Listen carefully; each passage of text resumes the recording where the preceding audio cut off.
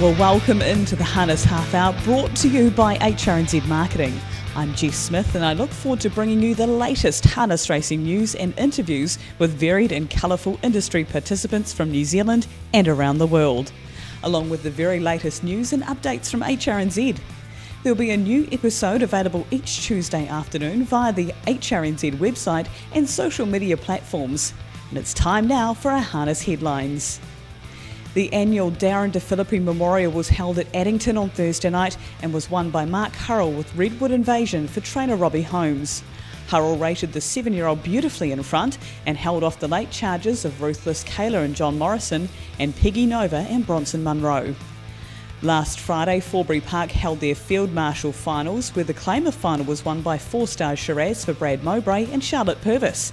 Mark Hurrell continued his run of success by winning the junior driver final, heading home a Regan Todd-trained Quinella with Omar Sharif. Emma Stewart made huge waves across the Tasman on Saturday with an unprecedented haul of 5 Group 1 wins in the Vicbred finals. Stewart and her partner Clayton Tonkin not only trained 5 of the 6 final winners, they trained the first 4 home in the 3-year-old Colts and Geldings final also. The Macmillan Equine Feeds New Zealand Junior Driver Championship will be held this week. It'll be held at Forbury and Addington with 2 heats at each venue. Team captains are Benjamin Butcher for the North Island and Matt Anderson for the South Island. Full teams are South Island, Matt Anderson, Ben Hope, Cherie Tomlinson, Kimberly Butt, John Morrison and Mark Hurrell. And the North Island team, Benjamin Butcher, Alicia Harrison, Luke Whittaker, Dylan Ferguson, Tony Cameron and Jack McKinnon. We thank Macmillan Equine Feeds for their support once again with the championship and thank those who nominate their horses for these special races. Next up, I'll talk to the 2 team captains. Well, the South Island captain for the Junior Drivers Championship that will be held this week at Forbury Park in Addington is Matt Anderson. Matt, call up as captain this year. Are you feeling the pressure? Yes and no. I mean, pretty privileged to captain pretty fine young team. So all things looking well. Okay, you've got experience, Matt, in competing in this Junior Driver Championship. It was a bit all over the show last year due to the weather, wasn't it? Yeah, that's right. It was sort of bit of a mess, like say, with the weather, but the people in charge did the best they could under the circumstances, and it seemed to run really well. They did a good job of what they could do, and all credit to them. In terms of an experience as a junior to compete in a contest like that, Matt, is it quite a highlight in your season? It definitely is. It's obviously, good on and off the track. Obviously, being able to meet the new ones coming through in the North Island, and it's very good on the track. Also, like you say, driving against some of the ones you don't usually drive against. So it's all good. It'll be interesting this year too, because being the South Island captain, the North Island captain is Ben Butcher. You're currently leading the national premiership for the juniors, so there could be a bit of trash talking there. No, I don't think so. No, me and Ben have got a pretty good understanding, and in all sorts of competitions, you got to respect your opponent, and I think that brings out the best in each other. Well, that's good to hear that your mates are on and off the track, of course, Matt. You're having a great season as well. Your best so far. Yeah, no, that's right. Obviously, I've had a lot with Mitch Kerr and then now with Robert and John. So, really grateful for their support, and also the support that I've generated from down south as well. Been some really loyal trainers down there, and willing to sort of put me on and give me a good shot. Matt, has there been a highlight so far this season that stood out for you? I think the highlight would probably have to be training my first winner at Addington, which I part own also. So that was definitely a big thrill. Yeah, and pretty good strike rate as a trainer now too, I understand. No, that's right. So, we're very happy, and hopefully we can line a few more up in the future. Beautiful. Well, Matt, thank you very much for your time today. Good luck in the Junior Drivers' Champs this week. No worries. Thanks very much, Jess. Well, the North Island captain for the Junior Driver Championship this week is Ben Butcher. Ben, that must be a bit of an honour for you. Oh, it is. I've had a really good season, but it's always nice to be known that you're captain, but hopefully I can lead the team well this year. And your experience in competing in the Champs, you finished second last year. You must be pleased that Rory's not lining up this year. Yeah, hopefully I have a bit more of a chance this year, but we'll see who gets the good drives and how it all pans out, but hopefully I can get that one spot closer. You're going head-to-head, of course, with the South Island captain and Matt Anderson. You're currently second to him in the National Junior Premiership. Will that play on your mind a bit in the competition? No, not really. It's all different down there. We're driving for a junior champs, like it's all done on points. But picking up a couple of wins might help towards my cause to trying to beat them. But we'll just see how it all goes. But I think the main thing to do is to have fun down there and get to hang out with a few more of the juniors from down south and have a good catch up. So that's what the plan will be to start off with. Yeah, and did you find last year there were a lot of good friendships built around this championship? Oh, we did. It's always something I look forward to every year. And I guess most of the other juniors do as well. But you don't really get to spend that much time with the juniors from down south. So it's always a good couple of days to enjoy with them. So. Yeah, it seems to go by pretty quick, especially with all the drama that surrounded last year. But Ben, you've had a wonderful season. I believe you're close to hitting 100 career wins as well. Yeah, it's been my best season by far, and I've got to thank Steve Telfer and Stonewall Stud for that. They've been a real big help to me this year and given me good opportunities to drive that nice type of horse. So I can't thank them enough. All right. Well, Ben, thank you very much for your time. All the best for the Junior Champs, and here's hoping for a win, not only for yourself, but the North Island team, potentially. No worries. Thanks very much for that. At this stage of the Harness Half Hour, we look at social media news headlines, a bit of a roundup as to what has been happening on social media in the harness racing industry. Starting off with New Zealand, and it's your chance to win with HRNZ. Check out our Facebook page for more information on our social media platforms and find out how you can win official Harness Jewels merchandise. In Australia, ensure you follow Adam Hamilton on Twitter. He features recent news, of course, of the massive haul by Emma Stewart in the Vicbred series. He's at Adam TAB Sports. And from the USA and Canada, Warhorse Foiled Again is trending online after finally collecting his 100th career success. The 14-year-old's win came at Harrah's, Philadelphia on Monday, New Zealand time. And for more information, follow at DRF Harness on Twitter. The Meadowlands Pace eliminations were held over the weekend. Courtly Choice and Stay Hungry won the two eliminations.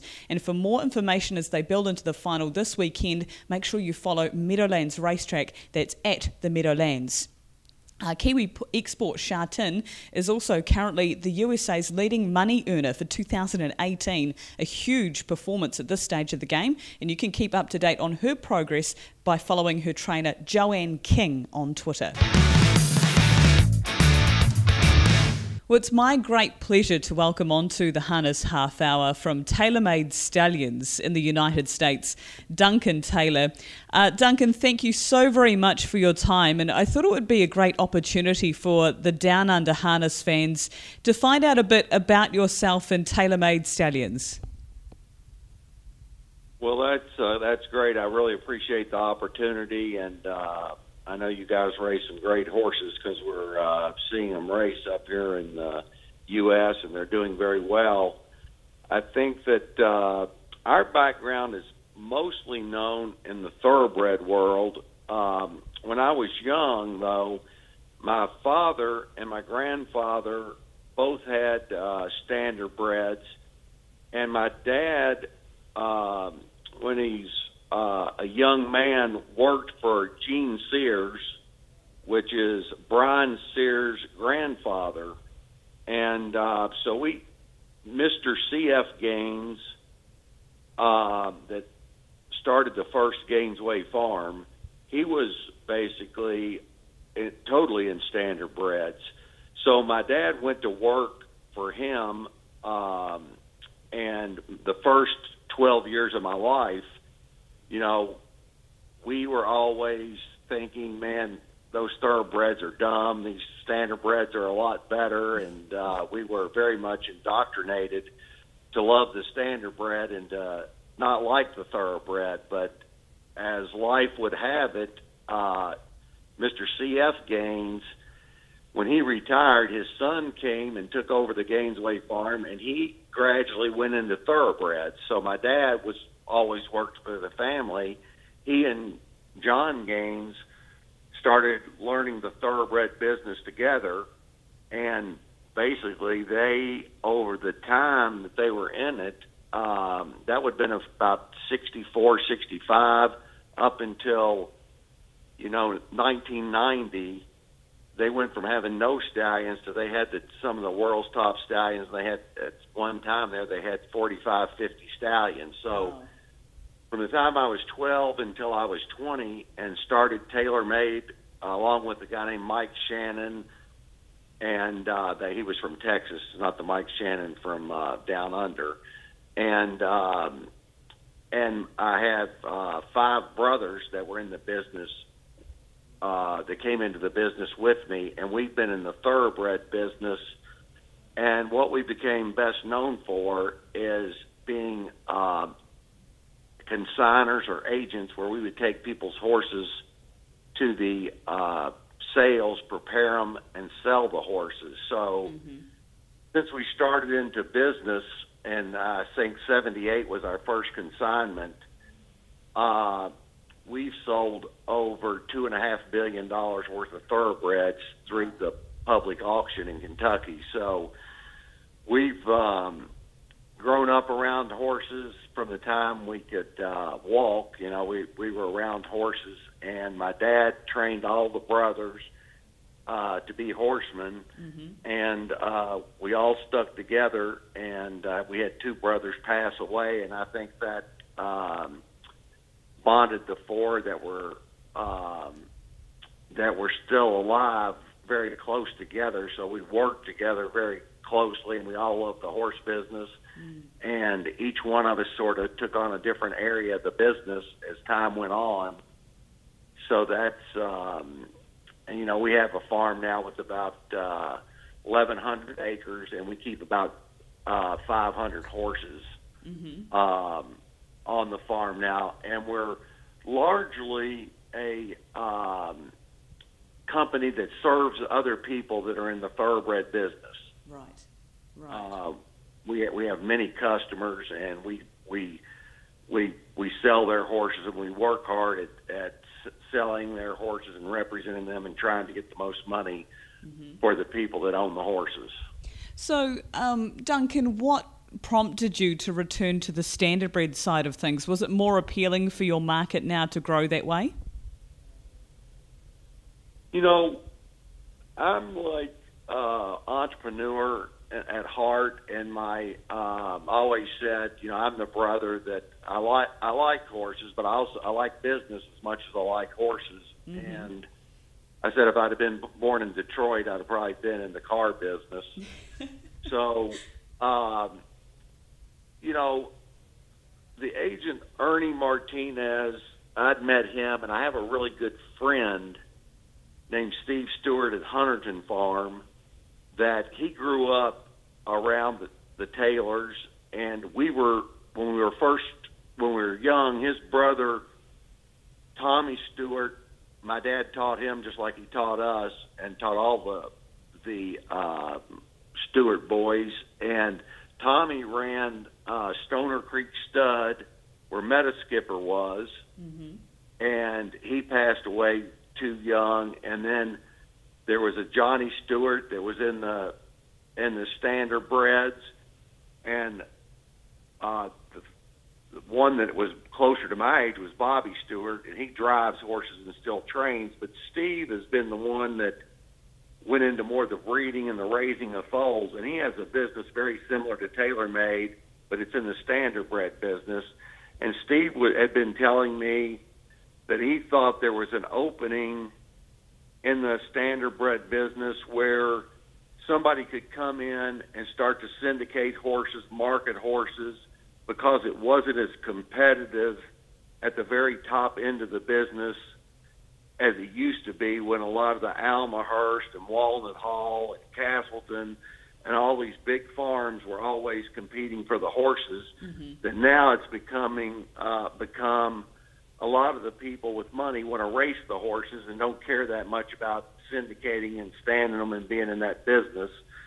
So a horse that won the Hamiltonian last year but was disqualified, What the Hill, he's a trotter. We bought him with Steve and Kevin Greenfield at Hickory Lane, and we've done a partnership with Woodlands and Andrew Grierson. So that was like our first move, and when it just by happenstance, Ernie Martinez, the agent that was helped us with What the Hill, he went down and was checking everything out down in New Zealand and talking to the people. And when he came back, I said, "Did you see anything down there you like?" And he showed me a picture of Lazarus. I said, "That's a good-looking horse. That horse looks like a thoroughbred." And we started talking about it and kicking it around, and so we decided that, hey, why don't we take a shot? This horse looks like one of those horses that doesn't come along every day, and is really a special horse.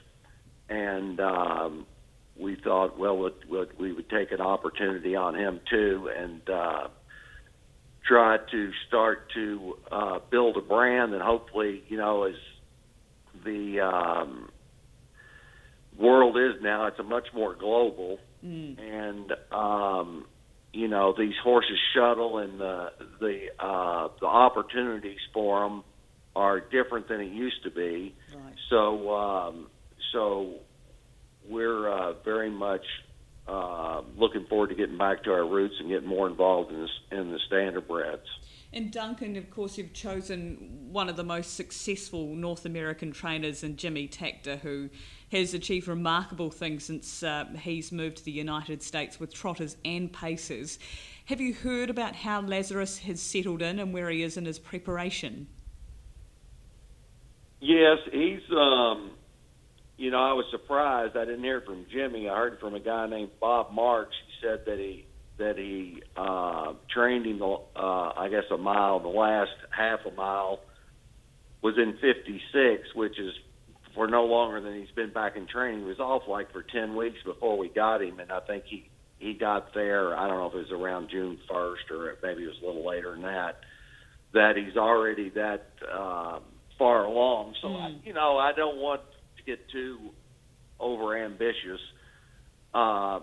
That's why we have him with Jimmy Takter. He knows what he's doing, and he's going to call the shots and say when he's going to race and where he's going to race, and we're in good hands there. So we want to make sure we give him every chance to show everything he did down under up here. Right. So are there any flagship races that you've got earmarked? We've heard talk about a Red Mile potentially, and also the Breeders' Crown at Pocono. Have you marked anything on the calendar, Duncan, or as you say, you're just waiting to hear from Jimmy? Yeah, mostly waiting to hear from Jimmy. And yeah. Well, that's wonderful that he's settled in well, and it's really nice, Duncan, to be able to get the background from you about TaylorMade and your aspirations. Certainly the entrepreneur side is coming out, and we look forward to following Lazarus's progress via you, and all the very best of luck with him in his North American campaign. Well, that's great. So we hope that we do New Zealand proud up here, like some of these other horses that have been coming up, so we can add to the reputation. So I've never been to New Zealand. I'm really looking forward to coming. It looks like really beautiful country, and seems like a paradise for horsemen. So I'm looking forward to being there. Well, it's a great pleasure to welcome back onto the Harness Half Hour Richard Wilson. Richard, it's a bit like going back in time. How are you, my friend? Yeah, good, Jess. Yeah, it is a bit of a blast from the past, but yeah, good to be back. Well, we're going to continue the bookie updates that we've been putting online on the HRNZ website, but we've got to start off with Thursday last week, and it looked like it was a night for the punters. Yes, indeed. Yeah, they had a great night there, the punters, Thursday night. 5 favourites, and then 2 of the other 4 winners were also heavily backed. That just leaves 2 other winners. They were Redwood Invasion, which Mark McNamara tipped out quite strongly to win at $21, so we didn't make a lot there. And Cast a Shadow, he did get us the money in the south of the Waitaki race, but nowhere near enough to cover the rest of them. So, yeah, punters well on top. The best back runner of the night was Hundy, close to $30,000 in all win bets on him. And there was $3,000 bets at both $2.20 and $2, the largest ones there. My goodness. Well done to those punters, and I'm guessing that Mark Mack's not in the good books now. But Friday night at Auckland, the best bet there, an early bet on Josh Dickey. Yeah, very early bet, 2 or 2:30 in the afternoon it was, $1,500 at 4:20 to win the Drivers' Challenge, and he certainly got home. So well done to that punter. The big punters were doing it tough though compared to the night before. 5,000 big for Chevron at 4:20 and 3,000 on Alta Leone at 195. Got close but not close enough. Race 5 was provided us with a massive swing there with Rockenshard getting up to nab the heavily backed Prime Silver right in the last stride. That was close to a $30,000 turnaround for us. Oh, ouch. All right. And Friday night, it's been nice to see recently with the rugby clashing with Addington, Forbury getting their shot on a Friday, Richard, but a bit more money going the punters' way there too. Yeah, exactly, yeah. It's good that they can to switch around and with Addington and get things running the way, the best possible way. So Forbury on Friday night. A solid push for Pazonte Cavallo in race 6. All day there was money for that one, which meant the stablemate Omar Sharif drifted out slightly, but and there wasn't a lot of love for him until the last couple of minutes when one punter stepped up with $10,000 at the 3:20, and of course Omar Sharif managed to hold out the stablemate. So that we probably couldn't really win either way there, but the worst way got up with that late bet. There was also $10,000 on Bushman at $1.40 to run in the top 3. And there was plenty of win bets dipped out in race 2 with $7,500 on Donegal Davy Boyd, the biggest.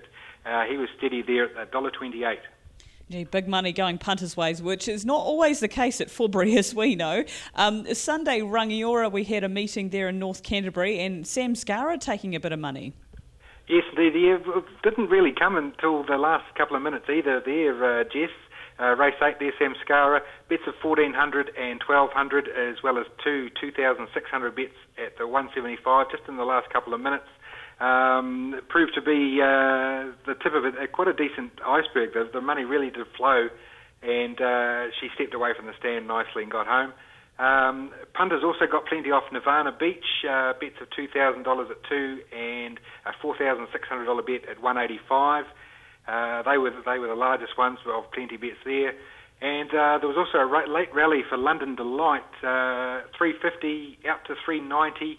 There was a $1,000 bet at that 390, and she closed at 370 and got home nicely in the last wee bit there for punters. Helping us avoid a total disaster was the winner Miss Big in the last. There was no really big bets on the whole race, but there was a heap of money for both Selena Franco. She was 520 into 450. Raisin d'Etre was the favourite there, 330 out slightly to 350, and Red Moon Rising 450 into 4. So those three held quite a lot of money, and there wasn't very much for Miss Big. So we got out there really in the last. Oh, lucky sigh of relief in the last there, Richard. And as we have done in the past, you're highlighting a multi of the week. Who have you found this week? Yeah, well, there was plenty of multis to choose from this week, Jess. Multi-punters really raking in the dollars this week. But the best one I've sort of found, a $110 one on Thursday, a real sort of cross-code effort this. Thrilling Arnold at $3 at the Cranebridge Greyhounds. Onto Cullenburn at $1.35 and Hundy at $2.30, both at Addington. And then they finished off with Willawar Jack at $4.20 at the Goulburn Greyhounds. So the $110 turned into $4,304. My goodness, it wouldn't be very often you'd see the Goulburn Greyhounds included in a harness multi. No, that's right, Jess, but it can happen. Well, loving your work. Richard, it's really great to have you back on board for the Harness Half Hour. Appreciate your time, and we look forward to catching up next week. Yep, not a problem, Jess. And just a reminder, we did open the New Zealand Trotting Cup markets yesterday. Option 1990 for the win and 1991 for the top three. So there's about 24 horses, I think, priced there. $5.50 for Ultimate Machete, the opening favourite. Have a look there, see what you like and get involved. I cannot believe you're talking New Zealand Cup already. Neither could I. All right, well, Richard, thank you. We'll catch you next week. Very good, Jess. Well, time now to highlight what's coming up this week. And racing-wise, on Thursday night, we have Forbury Park. First heats of the Macmillan Equine Feeds New Zealand Junior Drivers Champs will take off there at Forbury. Friday night, we see the second round of heats, which will be held at Addington Raceway. And Alexandra Park will also hold their Friday night meeting, which has 2 Australasian Breeders' Crown heats. On Sunday, the Ashburton Trotting Club are holding an Owners' Day for any person who has owned a horse that's raced there this season, and also a Rural Family Day Out, which is supporting local farming families following the Mycoplasma bovis outbreak. Further information can be found on our club news. And in terms of club news, you can keep an eye out every Wednesday afternoon on the HRNZ website for the latest in club news. This includes information on Ladies' Night, which is coming up later this month at Addington Raceway, and also features the latest TAB trackside listings, and jackpot information is also available. So be sure to check out club news every Wednesday afternoon on hrnz.co.nz. News from HRNZ, Alexandra Park Owners Night will be held on the 10th of August. This is a trial event for owners being run by HRNZ and Alexandra Park. It is free for all owners to attend, not just those racing a horse on the night. Those owners are also encouraged to bring along friends who might be interested in becoming owners themselves, and we encourage trainers, drivers and equine businesses to attend and network on the night. If you're wanting to RSVP, it is free, but you can email me, jess@hrnz.co.nz. Well, that's it for this week's Harness Half Hour. Thanks to HRNZ Marketing. Be sure to check out the HRNZ website and social media platforms each Tuesday for the latest episode.